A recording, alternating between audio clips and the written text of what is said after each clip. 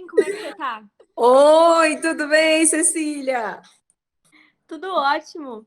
Vamos começar aqui então. Seja muito Boa tarde a bem-vinda. todas, prazer estar aqui, obrigada pelo convite.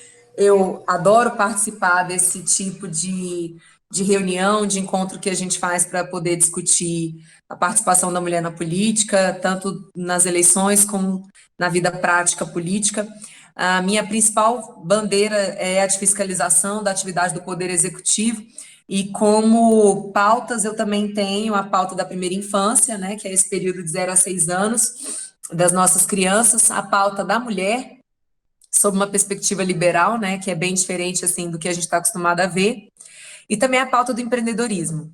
Então, a gente sabe que o emprego está na iniciativa privada, está nas empresas, e a gente está num estado, num país que é um dos mais difíceis de você conseguir abrir uma empresa, manter a sua empresa, a nossa liberdade econômica é baixíssima, então a gente tem esse compromisso de lutar para que não sejam colocados novos entraves às empresas, para reduzir a carga tributária para os cidadãos de modo geral, mas sobretudo para as nossas empresas e para dinamizar a nossa economia, né? Nós somos extremamente sofremos com muita intervenção do Estado o tempo inteiro. A minha Câmara Legislativa, como a gente não tem muita competência legislativa, assim, a gente observa uma tendência do deputado querer legislar sobre áreas do direito que não são de nossa competência. Então, assim, quando ele não vai além da competência legislativa, ele acaba intervindo muito na iniciativa privada. E a consequência que nós temos aqui no Distrito Federal é um ambiente de negócio extremamente hostil, com uma segurança jurídica baixíssima, e a nossa capacidade de atração de investimentos, sejam brasileiros, sejam internacionais, ela é muito baixa. Então, eu estou na Câmara para fazer com que a economia do Distrito Federal seja cada vez menos dependente do setor público, mais dinâmica, mais autônoma, e para isso a gente precisa ter um olhar liberal. E é por isso que eu estou muito feliz aqui de estar com vocês da Lola, que eu acho que é um grupo extremamente importante e que precisa crescer. Obrigada, Júlia. Agora, uma pergunta assim mais objetiva. Você, enquanto parlamentar, sente mais um preconceito enquanto mulher na política ou enquanto liberal na política? O que você sente que é mais danoso assim para sua atuação enquanto parlamentar? Ah, com certeza, ser mulher. Ser mulher. Quando a gente está acostumada a ver mulheres na política brasileira, muito pouco, né? E quando a gente tem atuação feminina, a gente até hoje viu mulheres com viés mais à esquerda. E quando você, hoje, depois das eleições de 2018, nós já temos mulheres com uma atuação ali de centro, centro-direita, que é o meu caso, né? Então, o modo geral, não é comum ocupar esse espaço, que é o espaço que eu estou hoje. E também se espera que uma mulher, especialmente uma mulher mais nova, ela tenha uma pequena atuação, ela não tenha coragem de participar dos debates, de contestar os colegas, enfim, se espera isso, né? Uma atuação medíocre. E quando você tem uma atuação diferente do que é esperado, naturalmente vem como é que eu posso dizer, uma oposição e uma reação muito forte a essa sua postura. Então, quem quiser assistir aulas de machismo clássico, é só assistir as sessões da Câmara Legislativa, porque todo tipo de machismo que você puder imaginar, você vai assistir ali. Eu tive uma sessão, foi a penúltima sessão que eu vivi, que eu tive que brigar tanto, mais tanto, para ter o meu direito de resposta assegurado. O presidente que estava conduzindo a sessão, ele queria de todas as formas que eu não retrucasse o colega, que eu não utilizasse meu direito de resposta, afinal de contas eu tinha sido citada, né? Ele enrolou, ele enrolou, ele enrolou, ele sugeriu milhares de vezes que eu não pedisse direito de resposta. Ele falou diversas vezes que eu não deveria usar meu direito de resposta naquele momento para não. Como é que foi que ele usou o termo? Como se fosse assim, para não contaminar a sessão de hoje, eu gostaria que você desistisse do seu direito de resposta, como se ele soubesse tivesse que falar, como se ele tivesse acima de mim para falar o que eu devo ou não dizer, né? E depois de muita insistência, é que eu pude exercer o meu direito de resposta, e nessa hora eu disse: olha, hoje você fez de tudo para tirar a minha voz aqui no parlamento, mas eu não vou permitir que tirem a minha voz. Né? Então, isso é uma coisa normal, isso acontece o tempo inteiro, E o que me preocupa é que nem todas as mulheres têm a mesma preparação e a mesma disposição que eu tenho para permanecer ali no meu lugar e para continuar defendendo a minha fala, né? Eu acredito que o mais fácil é desistir. Vai ser mais fácil abandonar, vai ser mais fácil baixar a cabeça, vai ser mais fácil aceitar o que tentam impor para cima da gente. Vai ser sempre mais fácil, mas a gente não pode aceitar, né? Então, eu sou bastante teimosa, mas é muito desgastante, sabe, Cecília? Depois dessa sessão, por exemplo, eu fiquei, assim, uns 2 dias muito cansada, porque ele fez, assim, todos os artifícios que ele poderia usar, ele usou. Por exemplo, se você tem menos de 6 parlamentares em plenário, a sessão é derrubada. Então, ele enrolou, ele enrolou, ele enrolou, ele enrolou, de modo que os colegas desistissem de ficar em plenário, sabe? Para que eles abandonassem o plenário e aí eu não tivesse direito de fala. Quando ele viu que não ia funcionar, que os meus colegas iam permanecer lá, e aí depois eu até agradeci também a solidariedade dos meus colegas, na realidade não é nem solidariedade, eu acho que é o mínimo, né, assim, é você tratar com dignidade, uma pessoa que tem o direito de resposta para ser exercido, né, você permanecer ali para escutar o que ela tem para falar. Mas ele tentou esgotar o meu tempo, ele me interrompeu muitas vezes, ele tirou o meu microfone muitas vezes, eu estava num debate com o colega, ele não interrompeu o colega em nenhum momento, ele não tirou o microfone do colega, mas de mim ele tirou umas 5 vezes. Então, assim, é muito triste, sabe? Estamos em 2020, é muito triste uma parlamentar passar pelo que eu passo ali naquela casa, sabe? Mas eu me sinto muito honrada de ocupar esse papel e de ter essa missão, né? Eu acho que eu tenho uma gordura, eu tenho um couro grosso já, eu consigo tomar porrada, e eu acho que quem acompanha meu trabalho está se inspirando nessa, não gosto do termo resistência, porque ele é um tanto quanto esquerda, mas assim, eu acho que resistência é uma palavra boa se usar nesse momento, para a gente não desistir, porque a gente não pode desistir.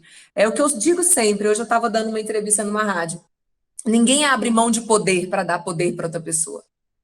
Nenhum homem vai chegar e dizer o seguinte: ai, deixa eu abdicar um pouco desse meu poder aqui, deixa eu abdicar desse espaço de atuação política, deixa eu abdicar dessa minha bandeira aqui para que uma mulher entre. Isso não existe. Isso não existe nunca. Então, a gente entende que é na base da conquista, que é na base mesmo da guerra, e aí a gente fala de guerra diplomática também, não é só aquela guerra declarada, é uma guerra diplomática mesmo. Ou a gente encara que é guerra e vai para cima e se estrutura para isso, ou a gente não vai ter um lugar, o nosso espaço. E precisamos de mulheres, gente. Nós realmente precisamos, sabe? A atuação, eu posso falar por mim, eu não vejo ninguém buscando mais vaga em creche do que eu. Eu não vejo ninguém batalhando por planejamento, por política de planejamento familiar no Distrito Federal mais do que eu, sabe?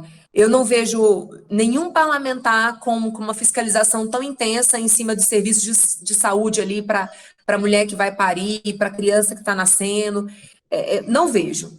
Então, coincidência ou não, eu acho que algumas pautas elas vão ser mais bem defendidas se nós tivermos mulheres. Conta um pouco mais sobre os seus projetos no sentido do planejamento reprodutivo e no sentido da primeira infância, porque eu acho essa pauta, assim, uma das mais legais que você levanta no mandato.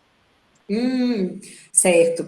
Então, o planejamento familiar, ele é um grande tabu no Brasil, a começar pela lei federal que regula a lei de laqueaduras, né, que regula o procedimento de laqueadura, que é uma lei de 96 e uma lei do PCdoB e do PT, diga-se de passagem, né, que coloca uma série de barreiras tanto para a mulher como para o homem poderem fazer a sua esterilização definitiva, né. Então, a gente já tem essa barreira de âmbito federal que traz muita dificuldade para as mulheres conseguirem fazer a cirurgia de laqueadura. E aí, gente, eu não sei se vocês conhecem o Distrito Federal bem, mas nós temos aqui no centro uma população realmente rica, estudada e com acesso, né, à saúde e, consequentemente, consegue ter acesso a ginecologista e fazer seu planejamento reprodutivo, como a Nay falou. Mas eu diria que 70% das mulheres do Distrito Federal não conseguem ter acesso. tá? Por quê? Seja porque o nível de ignorância mesmo é muito, muito profundo, e elas não sabem o que está à disposição delas, seja porque a vida delas é tão corrida que elas não conseguem ir num posto de saúde, aí quando elas chegam no posto de saúde, nunca tem médico, nunca é atendido. Então, o serviço não se fecha, né? O ciclo não é completo, a política pública não é completa. Então, assim, a gente tem mulheres aqui no DF, gente, muitas e muitas mulheres que têm aí 6, 7, 8, 9, 10 filhos. Nossa. Nenhuma gravidez dessas sendo planejadas, e na maioria das vezes com pais diferentes, né? E, assim, na maioria das vezes sem reconhecimento de paternidade. Então, essa mulher, ela é o único esteio da família, econômico, emocional, enfim. Então, a gente vive uma situação muito grave aqui no DF, e que, devido a esse conservadorismo, do qual eu fui vítima o ano passado, né, a gente vê que a classe política não tem coragem de enfrentar esse tema. O ano passado, por exemplo, eu organizei, até a Nay foi a nossa servidora que capitaneou esse processo no gabinete, nós organizamos, junto com a Secretaria de Saúde do Distrito Federal, um mutirão de oferta de DIU. O DIU é um dispositivo intrauterino, é um método anticoncepcional já disponibilizado há 20 anos no Brasil. É uma política pública de Estado, não é de governo. Não é abortivo, diga-se de passagem. E não é abortivo, exatamente, ele é contraceptivo, né? E mesmo assim, eu precisei organizar um mutirão, porque naturalmente a mulher, quando chega no posto, ela não consegue pôr o DIU. Porque aqui no DF a gente tem uma lógica de oferta de serviço público de saúde que segue a lógica da equipe da saúde da família. E se a sua equipe de saúde da família não está completa, você não tem acesso ao serviço. É muito dumb, mas é assim que funciona. Então, a única forma que você tem de atingir um determinado objetivo é passando por cima dessa lógica da equipe de saúde da família e organizando um mutirão, que foi o que nós fizemos aos trancos e barrancos. E aí, nisso, a gente teve uma resistência de um padre da região, né, que antes de começar a fazer toda a campanha contra, ele até entrou em contato comigo, sugeriu que eu desistisse dessa campanha, porque ele falou que o DIU era abortivo e que ele não ia aceitar calado essa minha campanha. Deus. E aí eu enfrentei, né? Eu falei assim, olha, com todo respeito, o DIU não é abortivo, faz parte da política pública de saúde brasileira há 20 anos. Essas mulheres, elas querem ter acesso ao DIU, porque nós fizemos uma pesquisa antes lá.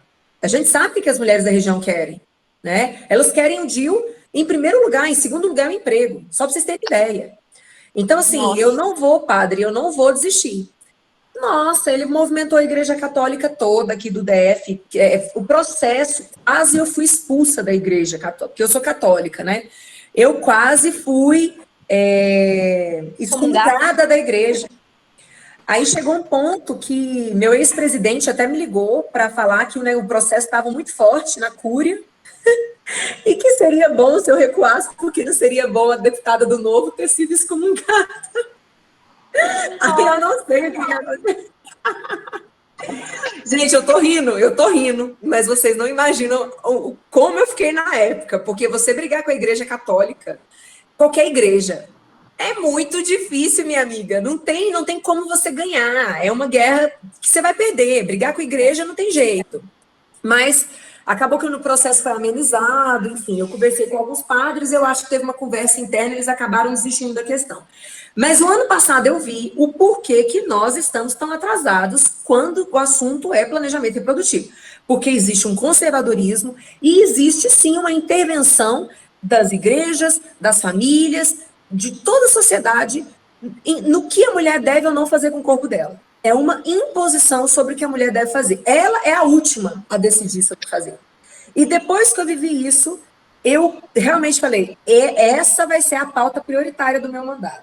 Ela não era a minha pauta prioritária, ela se transformou depois que eu percebi a fragilidade que as mulheres pobres vivem até hoje perante um direito tão básico, que é decidir quando querem ser mães e se querem ser mães. Né? Então, hoje, por exemplo, eu estou trabalhando junto com a Companhia de Habitação Social aqui do DF, para que um dos critérios de pontuação para ter acesso a essas moradias populares seja exatamente ter passado por um programa de planejamento familiar da Secretaria de Saúde, que eu estou estruturando agora com o próprio secretário. né? Então, assim, quando a mulher chegar e falar assim, eu quero participar do programa, você não pode chegar e remarcar a consulta dela para outro dia, e fazer ecografia para outro dia. Você tem que fazer tudo na hora, porque essa mulher, ela conseguiu R$ 5 para pegar um ônibus para ir no hospital aquele dia. Se eu marcar a consulta para ela para outro, ela simplesmente não tem dinheiro para ir. Né? Então, ela precisa chegar, ela precisa fazer todos os exames, ela precisa receber a palestra de planejamento familiar e colocar o método na hora. Se ela quiser fazer a laqueadura, já sair dali com a cirurgia marcada. Então, eu estou estruturando essa política aqui com o secretário de saúde, vai virar uma ação orçamentária e eu vou colocar emenda parlamentar minha para a gente atingir o máximo de mulheres possível. Porque é muito triste você chegar numa casa ali que tem 10 crianças passando fome, completamente desassistidas ali, aquela mulher, coitada, sem nenhum tipo de estrutura, e ela vai continuar parindo, e ela não quer continuar parindo. Isso que é pior. Né? Então, muitas vezes, inclusive, ela vai abortar.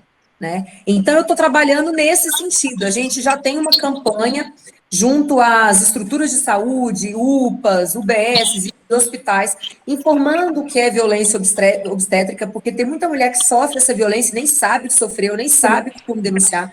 Então, eu sou procuradora da mulher, a gente está fazendo essa campanha, né, nessas unidades de saúde para esclarecer o que é violência obstétrica. A gente coloca o nosso canal de denúncia à disposição e que sempre quando a gente recebe alguma denúncia, a gente vai investigar o que aconteceu. Também estou trabalhando junto com o governo para que sejam inauguradas 3 casas de parto aqui no DF, porque hoje o parto humanizado ele é privilégio da mulher rica. A mulher pobre ela não tem essa opção. Ela vai para a rede pública de saúde e ela vai ser tratada como uma vaca, né? Ela vai ter que parir ali sem nenhum tipo de cuidado, sem nenhum tipo de carinho, sem nenhum tipo de conforto, e é por isso que tantas e tantas mulheres saem traumatizadas depois do parto. E quando ela tem a oportunidade, por exemplo, de escolher um parto diferente, de passar por um programa ao longo da gravidez dela, de saber o que é um parto humanizado, o que é um parto na água, o que é um parto, sei lá, sem anestesia, e ser atendida por quem quer fazer esse tipo de parto. Porque não adianta você pegar um profissional de saúde que detesta esse tipo de parto, o cara vai fazer mal, né? Então, assim, já existe uma corrente grande aqui em Brasília de doulas que trabalham nessa pauta, e a gente está trabalhando também para conseguir inaugurar essas casas de parto aqui, para a gente dar dignidade para a mulher pobre também, né, durante o parto. Na primeira infância, e aí quando a gente fala de primeira infância, naturalmente a gente fala de mulher também, porque 3/4 das famílias do Distrito Federal são chefiadas por mulheres, né? Então, cuidar da criança de 0 a 6 anos é dar oportunidade para que essa mulher esteja no mercado de trabalho, caso ela queira, né? Então, a gente trabalha intensamente pela ampliação de vagas em creche aqui no DF. E quando eu digo que a gente trabalha, gente, eu estou falando que eu tenho que ir na Terra Cap, que eu tenho que ir na Nova Cap cobrar o projeto da creche toda semana, senão o projeto não sai, senão a licitação não sai, senão... Então, o meu trabalho, ele é muito mais de vereadora, ele é muito mais executivo do que legislativo, entende? Sim, se eu quiser gerar um resultado concreto na vida de determinadas mulheres, e aí eu falo que meu foco é mulher, sim, entendeu? Meu foco é mulher, meu foco vai continuar sendo mulher, e desculpa se eu tenho filiado que não gosta disso. Problema, entendeu? Eu vou continuar tendo esse foco, porque realmente, se a gente focar na mulher, a gente foca na família. E focando na família, a gente atinge a criança, a gente atinge a avó, a gente atinge a vizinha, a gente tem um ganho de escala. Né? Então, nesse momento, priorizar a mulher é necessário. Ah, e também estou investindo num programa de habitação social para mulher vítima de violência doméstica também. Nossa, que legal! Como é que está sendo isso? É muito legal, porque essas mulheres elas têm uma certa priorização no acesso a essas moradias, né? Então, se eu coloco emenda, se eu coloco dinheiro meu, eu consigo ofertar mais unidades habitacionais para essas mulheres. E a gente sabe que muitas vezes, muitas mulheres não saem da situação de violência porque não têm para onde ir, né? Então, se elas têm acesso a uma nova moradia, elas conseguem se libertar daquela relação abusiva e aqueles filhos também não vão ser submetidos a isso. Enfim, a gente tem a oportunidade de romper esse ciclo de violência, né? Mas eu vou falar, não é brincadeira, não. A Nay, né, Nay? Nossa, é um trabalho Ave Maria. bem cansativo, né? É Bem cada briga que a gente pega. exaustivo. E às vezes as pessoas não reconhecem, né? E é difícil. Isso é uma outra vertente, assim. Essa semana a gente teve um problema num grupo de mulheres que a gente atende, né? Um grupo de mulheres, né, que o grupo chama Feminicídio Não, né? Que trabalham com essa questão de violência. E tinha um homem nesse grupo. E toda vez que a Júlia se manifestava, ele era muito, muito, muito grosso, assim. Truculento, né? E aí Nossa. a gente muito truculento, né? Né, eu não aguento machismo, gente. Aí eu acabei sendo. Aí a Júlia foi falar com ele se alterou, e aí eu entrei e acabei com a graça dele. Mas depois disso eu fiquei muito indignada também, porque as mulheres não reconheciam o machismo. Não sabiam, sabe? E eu fiquei muito chocada, porque aquelas mulheres que deveriam estar defendendo as outras, elas não reconhecem o que é machismo, né? Elas não reconhecem o comportamento de um homem querendo diminuir uma mulher pela condição de mulher. Isso. Eu achei essas coisas me deixam muito indignada.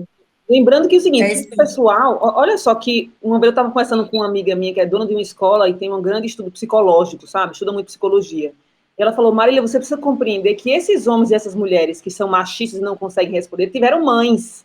E isso foi repassado, a mãe repassou, sim, entendeu? Então isso é muito profundo. Por isso que a gente precisa ter essa pauta para estar abrindo a consciência das pessoas. A gente precisa falar sobre isso.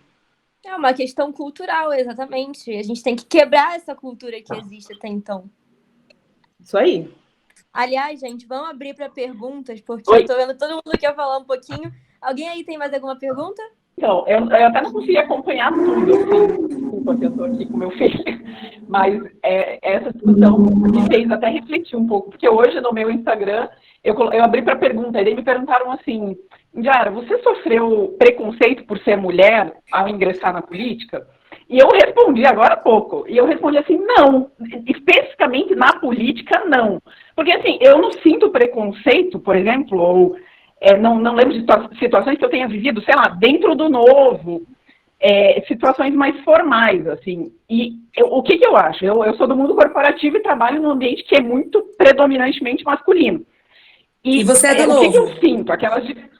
Eu sou do Novo, então, do Novo, o Novo é diferente, né? Então, só que aí depois eu fiquei pensando, assim, inúmeras situações que a gente passa, por exemplo, na campanha, eu fui candidata na campanha passada, de assédio, né? Assédio, tanto na internet, quanto... E na hora que te perguntam, assim, não, você nem lembra. Aí depois, com essa discussão agora refletindo, eu começo a lembrar de várias situações que, de certa forma, sim, é machismo, são situações que a gente passa que às vezes a gente nem percebe, que é que nem vocês falaram, né? Que tem mulheres que acabam nem percebendo, porque às vezes tá tão acostumado com aquilo, você tratado daquele jeito, a gente acha que é normal, só que na verdade não é, né? Exatamente, é porque a gente tende a normalizar alguns comportamentos, né? Igual quando eu fui eleita, eu escutei de uns 3 colegas assim, nossa, Júlia, eu fiquei tão feliz quando eu vi que você foi eleita, porque a Câmara ficou bonita. Nossa! Então, assim, com certeza, eu acho que ele não queria ser machista. Ele não quis me ofender. Eu acho que ele quis me elogiar. Só que ele não percebeu que naquele momento ele me reduziu, né? Ele me reduziu à minha aparência.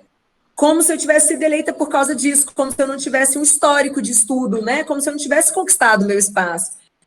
Então, assim, e eu até tenho uma pergunta aqui agora. Como é que a gente faz para ajudar um homem, gente, a perceber que ele é machista? Que ele está sendo machista? Como é que a gente faz para ajudar os homens? Olha, eu vou te falar aqui como feminista liberal. A gente acredita no feminismo liberal que os homens são muito bem-vindos na causa, né? E eu acho que o mais importante é, assim, primeiro eles estarem abertos a compreender que isso acontece, porque se eles também não tiverem a fim de entender, não vai ter diálogo. E o segundo passo é dialogar mesmo. É se o cara te interrompeu, se o cara foi grosso, se o cara falou alguma coisa que não soou legal, ao invés de você cair em cima, você falar, olha, isso aqui não foi legal pelo motivo X, Y e Z. Se você quiser me elogiar, você faz desse jeito. Ó, você foi machista aqui porque você não falaria desse jeito com um homem. é basicamente agir como uma professora. Mas para isso, o cara tem que... Toda primeira vez, né?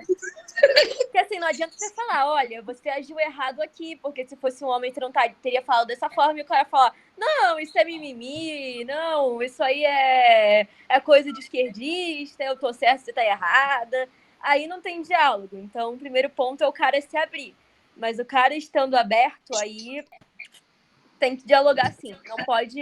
Esse é o problema do feminismo de esquerda, né? É que elas não conversam com os homens. Elas só ofendem, só julgam, porque é a posição mais fácil, né?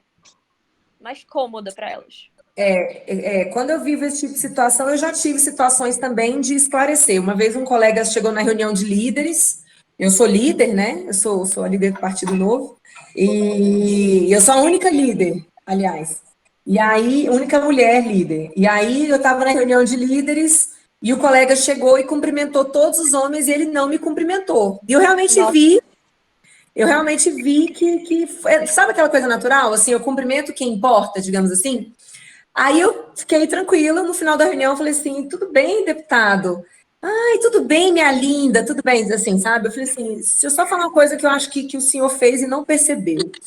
O senhor percebeu que o senhor não me cumprimentou? Aí ele, não te cumprimentei. Eu falei, não, o senhor não me cumprimentou. Então, assim, o senhor me tratou como uma invisível na reunião. O senhor tem 2 filhas. Pensa nas suas filhas. Nessa hora eu falei isso para ele sentir mesmo o peso, sabe? Falei, olha, isso é muito comum numa reunião, muitas vezes o homem não olha para a mulher que está na reunião, não dirige o olhar, não dirige a palavra, não pergunta, a mulher é desconsiderada, né? Gente, se eu que sou parlamentar, eu vivo isso, as outras mulheres é muito pior, né? E a gente tem que chegar e falar, olha, eu tô aqui, porque eu várias vezes, na reunião de líderes mesmo, o presidente consulta o líder para decidir se um determinado projeto vai ser votado, e já aconteceu de algumas vezes ele esquecer de perguntar como vota a líder do Novo, né? Eu poderia ficar calada, era mais fácil ficar quieta, mesmo porque geralmente meu voto, como eu sou só uma, meu voto não é tão... Não impacta tanto assim, o resultado dessa deliberação dos líderes. Mas eu sempre falo, presidente, o senhor esqueceu de perguntar ao líder do Novo como vota. Então, assim, realmente é um processo que você tem que falar com educação. Eu concordo totalmente. Assim, não adianta olhar para o homem e falar assim, lá vem o machista opressor que vive no privilégio e nem me enxerga. Isso não constrói, isso afasta, né? Por isso que tem tanto homem que tem preguiça de falar de feminismo e, enfim, tem preguiça, se sente mal, porque muitas vezes é isso mesmo, o cara tá sendo machista, ele nem sabe. Pois é. Ele nem sabe, ele nem quer, na realidade, mas ele tá sendo, né? E eu acho que a gente precisa conversar. Precisamos falar sobre isso. E aproveitar esse tipo de situação, né, gente? Igual essa situação que aconteceu comigo, eu acho que são situações que não podem passar em branco. É a hora de buscar a imprensa, é a hora de falar assim, os grupos XYZ entraram com uma representação, alguma coisa assim, sabe? Pra gente levantar esse tema na sociedade brasileira. Sim, não pode ficar calada quando isso acontece. Tem que levantar a voz mesmo, porque senão as pessoas normalizam, né? Exatamente. Meninas, exatamente. Mais perguntas? A Dalila enviou aqui uma por escrito. Júlia, vi que você lançou um livro sobre a sua candidatura. Como foi o processo de criação e toda a experiência? A criação do livro? Isso. Olha, eu sou responsável por 30% do livro, né? Os outros 70% foram escritos pelo meu ex-marido e pelo meu amigo, né? Então, eles fizeram um relato, assim, da estratégia que nós usamos na campanha, porque realmente a gente criou um manual. Então, quem quiser fazer uma campanha hoje barata, uma campanha com alta eficiência, eu sugiro que realmente compre o nosso livro, leia, porque a intenção é encurtar o caminho para a vitória, né? E aí, depois, os outros 30%, realmente fui eu que escrevi, porque eu senti necessidade de falar o que eu senti, o que eu vivi, e fazer uma fala direta para quem vai ser candidato, principalmente para as mulheres. Tem uma parte na minha fala que eu dou um recado para as mulheres, né? Porque essa ideia de esperar que alguém dê espaço para a gente, que alguém se compadeça da nossa batalha, e que a gente abaixa a cabeça e acha que vai usar alguma coisa dessa forma, realmente não vai funcionar. Então, a minha parte está muito legal também. Eu dou dicas de como falar em público, eu dou dicas de postura corporal, eu dou dicas de como não levar para o lado pessoal quando você é ofendido, né? Porque um candidato ele vai ser muito ofendido, né? Quem foi candidato sabe. A Indiara foi candidata, a Marília foi candidata, elas sabem do que eu estou falando. Então, eu dou uma série de dicas que eu gostaria que alguém tivesse me dado antes de eu ser candidata, né? Hoje o nosso livro já está entre os mais bem, já é o segundo mais bem vendido na seção de política, campanha política. Então, eu gostaria muito que vocês ajudassem a divulgar.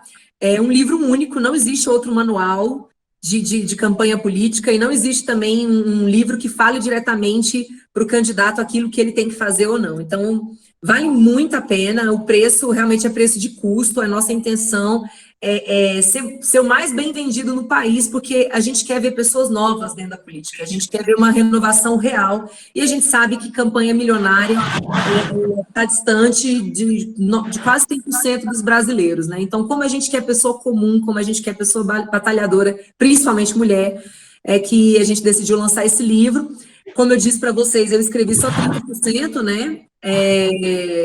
Tive a participação de mais 2 pessoas, 2 homens, que inclusive sou muito grata aos 2, porque os 2 tiveram uma participação na minha campanha, muito forte, principalmente meu ex-marido, hoje ele é meu amigo, mas eu acho que o livro mostra muito bem, assim, que é possível você ter, inclusive, uma candidatura feminina apoiada e tocada por homens, né? E uma mulher que não foi laranja, uma mulher que foi uma candidata real. Eu sou a dona do meu mandato, e é muito bom ser dona do mandato. Tem horas que você precisa lembrar as pessoas, né, de que, olha, eu já falei isso várias vezes, em alguns momentos, assim, o mandato é meu, não aceito ingerência, né, eu vou fazer o que eu acho que eu tenho que fazer, e eu sei que eu estou numa situação extremamente excepcional, porque na maioria das vezes as pessoas não são donas dos seus mandatos, principalmente as mulheres, né. É muito comum a gente ver a mulher que é mulher do prefeito tal, que é neta de não sei quem, que enfim, amante do cara. A gente sempre vê, assim, uma mulher que chegou na política porque ela teve um homem ali por trás como costa quente. Não é o meu caso, né? Eu saí do zero, realmente. Então, eu acho que esse é um livro extremamente inspirador para a gente ter mais candidaturas femininas. Então, vamos divulgar, Lola, me ajuda a divulgar o livro aí. Nossa, que incrível. Pode contar com a nossa ajuda para divulgar também. A gente tem um grupo só de pré-candidatas no Lola também. Aliás, já entrando nesse papo, assim, você já falou um pouco sobre os conselhos e tal. Se você pudesse colocar um conselho aqui para as pré-candidatas que estão na live com a gente, o que você falaria? Eu digo o seguinte, não vai existir campanha fácil. Se você quiser ganhar, você tem que estar com muito tesão de ganhar. E para isso você tem que estar disposto a usar todas as armas que você tem na sua mão, sabe? Eu sei que esse não é um conselho muito comum de uma mulher escutar, mas você vai ter que estar na rua, você vai ter que brigar pelo seu espaço, e para isso você não pode achar que a opinião do outro determina quem você é. Tenha consciência de quem você é, do seu papel no processo eleitoral, onde você quer chegar, acredite em você mesmo e vá para cima. Não tem campanha fácil, você vai ser desafiado de todas as formas. Você vai ver mulher querendo diminuir você vai ver homem querendo diminuir você vai ver pessoas próximas a você querendo diminuir você, mas você tem que ficar firme, porque ninguém vota em candidato frouxo. É verdade. Infelizmente, ninguém vota em gente fraca, ninguém vota em gente covarde. Então, eu acho que você tem que ser firme. É difícil ser firme e feminina ao mesmo tempo. Eu acho que você tem que ser você, né? Se você conseguir conciliar esses 2 atributos, a feminilidade com a firmeza, o melhor dos mundos. Mas se você tiver que abrir mão de algum deles, abra mão da feminilidade, porque a firmeza ela é fundamental para a eleição de um candidato. E o nosso livro está na Amazon, tá, gente? É só você digitar Candidato de Primeira Viagem, já vai aparecer. O nome do livro é Candidato de Primeira Viagem, do Anonimato ao Mandato. Que legal, nossa. Porque eu era uma completa desconhecida, né? Ninguém apostava em mim. Ah, é? Conta essa história, então, como é que foi a sua campanha. Ninguém apostava. Todo mundo do meio político sempre fala isso para mim. Ontem mesmo eu estava dando uma entrevista e E o jornalista falou, Júlia, você nunca tinha caído no meu radar. Quando eu vi o seu nome ali, foi uma super surpresa, ninguém imaginava, ninguém sabia quem era você. Tinha gente que falava que eu era fake. Essa menina não existe, é fake. Não, é só que eu tive uma estratégia muito bem feita. Eu percebi quais eram os meus nichos, eu foquei minha comunicação nichada, né? Tem gente que faz campanha para todo mundo. Eu fiz uma campanha nichada, eu fiz uma comunicação muito bem feita, eu cheguei nas pessoas que eu tinha que chegar e, modéstia à parte, eu fui a melhor candidata do meu partido, né? Então, assim, o voto de legenda veio muito para mim, né? Tinha muita gente que queria já votar no Novo e decidiu votar em mim, porque gostou do meu perfil. Então, eu acho que também é isso, sabe, gente? A gente não tem que ser... A gente tem que ser humilde, óbvio, na vida, mas você tem que ser a melhor, cara. Você tem que buscar ser a melhor. Você tem que analisar suas forças, suas fraquezas, se comparar com seus candidatos do mesmo partido, porque a competição, ela é principalmente interna, muito mais do que externa. Você tem que ser a primeira do seu partido. Então, você precisa mapear os seus concorrentes internos e ver os seus diferenciais. Buscar locais pouco explorados por outros candidatos, né? Dar atenção, ter paciência, porque um eleitor, às vezes, um eleitor chato é aquele que vai ser o multiplicador do seu voto lá na frente, né? É verdade. Então, tenha paciência, tenha resistência e use todas as suas armas. Ontem mesmo eu estava falando nesse programa, eu percebi que eu tenho mais eleitor homem, né? Eu tenho mais eleitor homem, eu tenho mais seguidor homem, então embora a minha pauta seja feminina, eu sou mais seguida por homens, né? E na reta final da minha campanha eu percebi que era mais fácil desenrolar um papo com o homem, então eu só pedia voto para o homem na reta final. Se é legal, se não é, se é triste, se não, ai meu Deus, não interessa, voto é voto, entendeu? O voto de um bêbado vale igual um voto de um juiz. Então, vai atrás de voto, depois você tenta mudar o mundo. Mas enquanto você quer ganhar o jogo, você tem que entrar na regra dele. Dessas histórias da Júlia, né, antes de eu entrar para o gabinete, eu conversei com uma das minhas comadres e ela falou assim, eu votei nela. Sabe por que eu votei nela? Porque ela ficava lá na porta do meu banco, ela trabalha no banco, que ela ficava lá na porta do meu banco panfletando e conversando com as pessoas. Sozinha.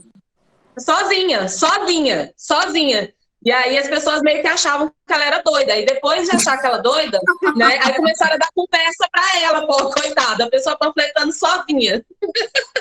Sem equipe, sem nada. Preciso voltar lá, hein, gente. Preciso dar uma panfletada lá. Nessas férias eu vou panfletar lá. Não, e a minha comadre fala que não era panfleto desses papéis mais, né, aquele papel de revista, não. Era panfleto de papel. A4. Era mesmo. Era mesmo. Era na Xerox, era na humildade. Mas enfim, é o que eu digo, assim, o olho no olho, ele é imbatível. Então, sempre quando eu tinha oportunidade de conversar com as pessoas, esse contato direto, eu sabia que eu ia virar voto para mim, porque o olho, ele transmite verdade, né? E eu também adotei essa postura de não mentir, de não fazer promessa, né? De ser muito realista com as pessoas, e eu acho que eu ganhei por causa disso, na realidade. É isso, meninas. Vamos lá, força! Mais alguma pergunta, gente? Eu ia pedir para você falar um pouco mais disso, Júlia, porque essa questão de ter um público predominantemente masculino e ainda assim conseguir falar da pauta da mulher, porque eu me identifiquei agora, porque eu também, a maior parte dos meus seguidores é homem, e eu acho difícil, assim, eu até brinco que na minha equipe, na eleição passada, tinha muito mais homem, eu sentia falta de ter mulher, só que agora é o contrário, tem mais mulher me ajudando do que homem. E aí, às vezes, eu fico com esse receio, entendeu? Pô, mas será que os homens não vão gostar se eu falar muito dessa questão das mulheres e tal? Se você puder falar mais um pouquinho desse desafio, assim. Olha, eu vou falar para você que é do Novo também. Eu sou muito criticada no Novo por ter a pauta da mulher muito forte, sabe? Na realidade, a única crítica que fazem sobre mim, assim, a minha presidente tem reuniões constantes com os filiados e é a única reclamação. Eles, eu acho que a Júlia fala muito sobre mulher, mas eu não posso reclamar porque era uma pauta de campanha dela. Então, todo mundo já sabia que eu ia fazer isso. Mas não são todos os homens que acham ruim. Agora, eu não falo de mulher. mulher, né? A bandeira do empreendedorismo é muito forte para mim. Então, eu lido com o segmento de bar e restaurante, que é um público predominantemente masculino. Eu lido com construção civil, academia, escola particular, enfim, eu estou ali com segmentos empreendedores também. Em sua maioria são lideradas por homens. Então, é um processo de construção para que eles se sintam representados por mim e eles se sentem porque eu vou para cima mesmo na defesa deles. Né? Eu pleiteio, eu organizo reuniões, eu levanto a bandeira, eles sentem que eu estou trabalhando por eles. Então, eu sugiro para você que não fique só na pauta da mulher. Pegue uma pauta neutra,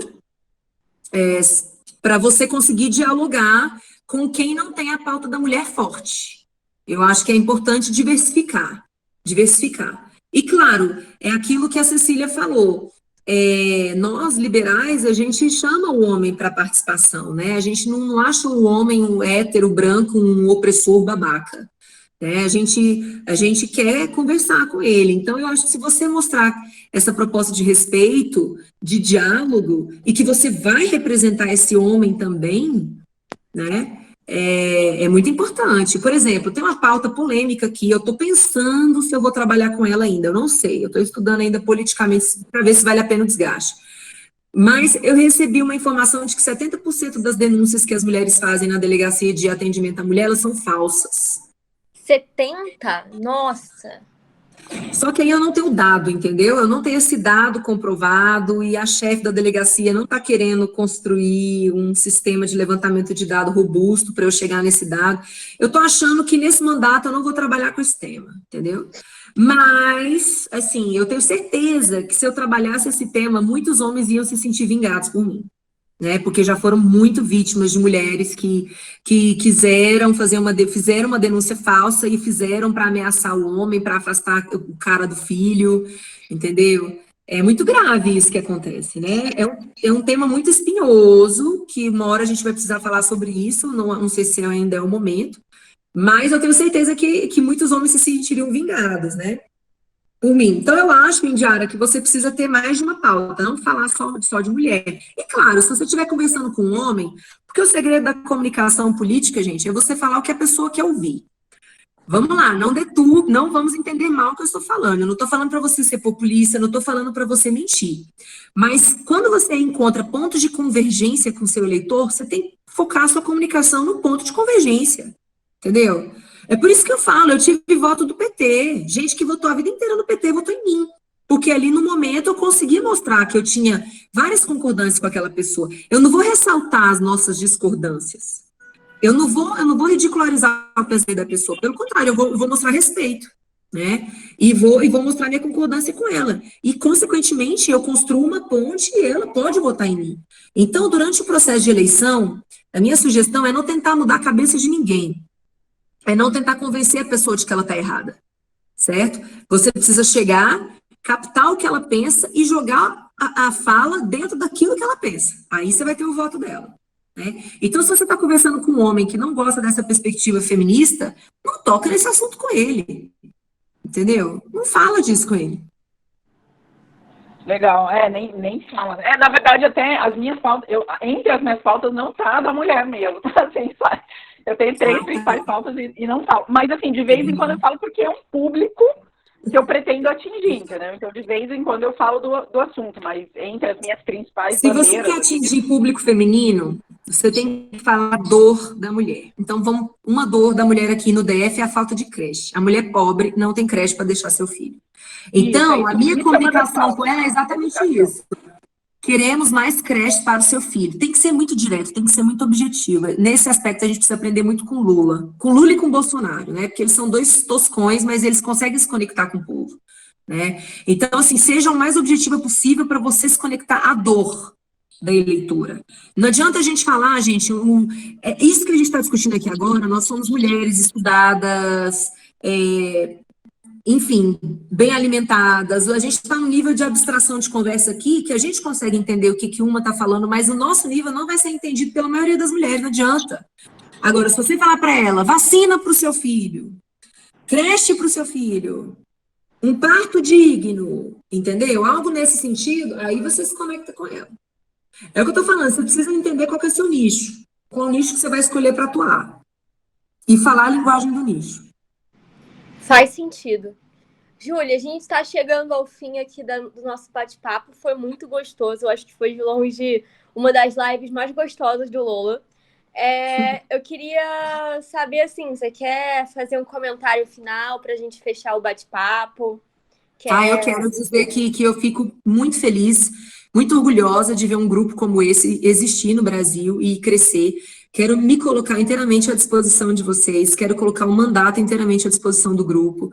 Eu espero que esse grupo seja nacional, que ele esteja nos 5 estados da federação, com muitas e muitas mulheres agremiadas a ele, porque quanto mais mulher, mais pressão a gente consegue fazer, e mais reflexões nós vamos conseguir suscitar, né? Então, tenho muito orgulho de vocês, tenho muito orgulho de fazer parte do Lola, tá? E gostaria muito que o Lola tivesse muitas mulheres eleitas esse ano, e para isso me coloco à disposição dessas candidatas, quem quiser algum dia, enfim, eu estou pensando em atuar como coach eleitoral esse ano, eu estou pensando, vou ver se eu consigo um espaço na minha agenda para fazer isso, para ajudar ali umas 10 candidatas pelo país, e aí, obviamente, vão ser candidatas liberais, né, que eu vou apoiar, para ser uma pessoa para escutar, para dar uma força, para dar um gás, porque, mais uma dica, o candidato não pode demonstrar fragilidade, tá? Quem é candidata, por favor, na hora que for chorar, chora escondido no banheiro, tá bom? Não mostra para ninguém que você está com dúvida, não mostra que você está pensando em desistir, não mostra nem para sua mãe,